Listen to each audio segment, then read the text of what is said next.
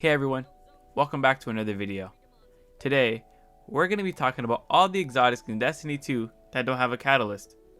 For those who do not know, an exotic catalyst is a weapon mod you can acquire from doing activities in Destiny. When you get the catalyst, they apply another bonus to the weapon. For example, the exotic weapon Crimson gets its range increased when you complete its catalyst.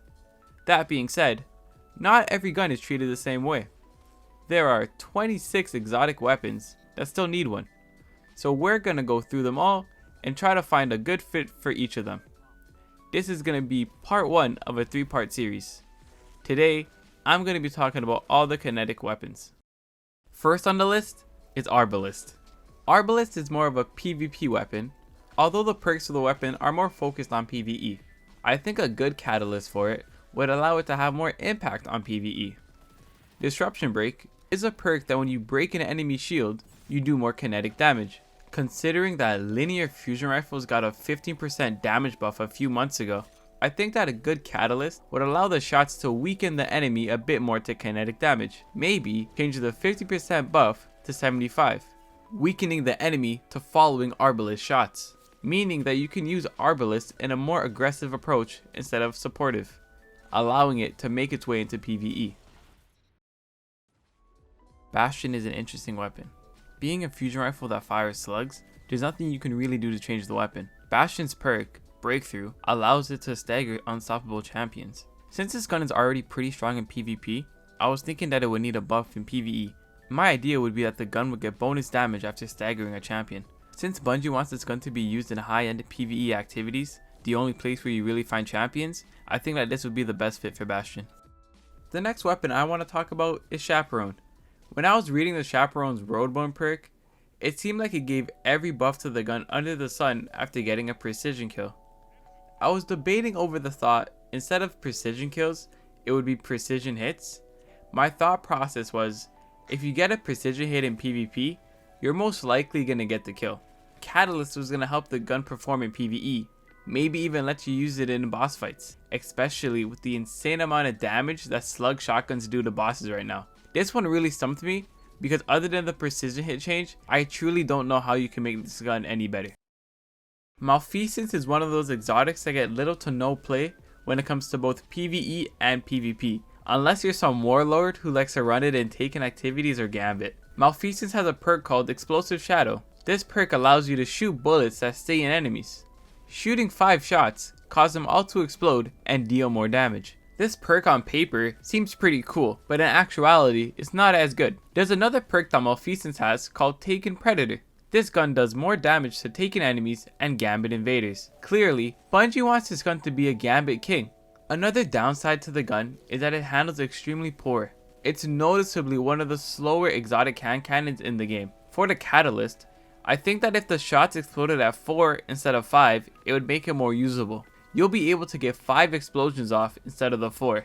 Considering that this is an exotic, this change would make it more viable in other game modes other than Gambit. Also, I think the catalyst should boost the handling so the gun won't feel too sluggish to use. Monte Carlo, one of the OG exotics and one of the first exotics I've ever gotten in Destiny 1. This gun is extremely melee focused. There's a perk called Monte Carlo Method.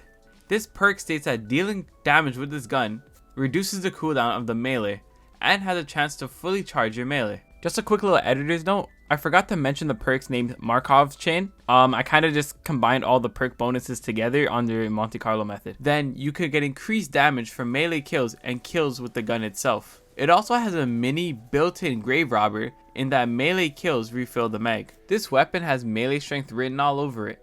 So the only thing I thought that would make the gun better is that if it had another version of the perk Overflow. But instead of picking up ammo, it's getting kills with your melee.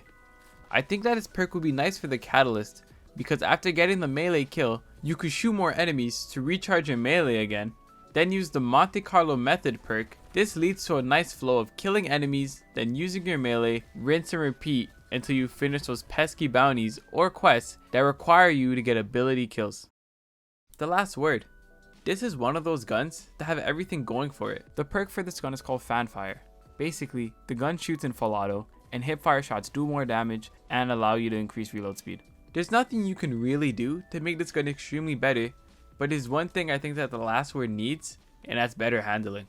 Maybe increasing the ready up speed for the weapon would make the gunplay more fluid. Maybe killing off an enemy and then quickly switching to a sniper or a shotty and then switching back to the last word to continue fighting. Something short for the last word, because again, I think this weapon is extremely good. A little side note, I was having this conversation with my friend Ludacris when we were talking about what I should put for the last word catalyst. He said that when you ADS'd, maybe the gun can turn into first cursed, a 120 RPM hand cannon. I thought that was kind of interesting, but I don't know how that would fit in the sandbox. Maybe you guys can sound off in the comments to tell me if it's a good or bad idea. Next up, we have Thorn. While doing some research, many people were saying that it was data mined for the Thorn to already have a catalyst.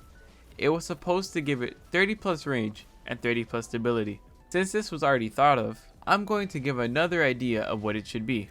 It does a lot of damage to red health enemies in normal activities, but I find that the gun's usefulness disappears in high-end PvE activities. I was thinking that Bungie could add anti-barrier rounds to it, and then after you destroy the shield, you get the full time of Mark of the Devourer. Mark of the Devourer is a perk that when you shoot targets, it pierces them and deals damage over time. Kills with this weapon leave behind remnants. The second half of Thorn is called Sword Devourer. Basically, when you pick up the remnant, it strengthens the Mark of the Devourer and partially refills the mag. Maybe even pull a page out of Malfeasance book and deal more damage depending on how many bullets you have stuck in them. Next up, we have Traveler's Chosen. This one I had a little bit of fun doing. In my opinion, this gun is only used when you have to complete quest steps that require you to get ability kills. So my idea for this catalyst is to go full out on the utility of this weapon. The perk for this gun is called Gathering Light. This perk gives you stacks of light on final blows. You can also consume these stacks to give you ability energy. For the catalyst, I would like picking up orbs of light to add to the stacks of light. Also, I would like for the stacks to be increased to 16 instead of the 10. With the remaining stacks of light that don't get used for your abilities, go toward your super energy at a 2-to-1 rate. So on the rare chance that you have 16 stacks, you would get 8 seconds off of your super. Lastly, we have Wish Ender. This weapon's perk is called Queen's Wrath. This perk activates while aiming down sights. Enemies behind walls are highlighted. For the catalyst, sticking with the idea of highlighting enemies, it would highlight enemies you hit with the bow. Another idea would be to increase the draw speed. This bow also has a unique perk called Broadhead. This perk allows the bow to do damage twice. Maybe it could take a page out of the Arbalist book and allow it to penetrate elemental shields. Well, that's it for the kinetic weapon slot. I'm going to make this video a 3-parter with the special weapons coming soon. Make sure you subscribe to the channel to catch the other parts. Thanks for watching, and I'll see you next time.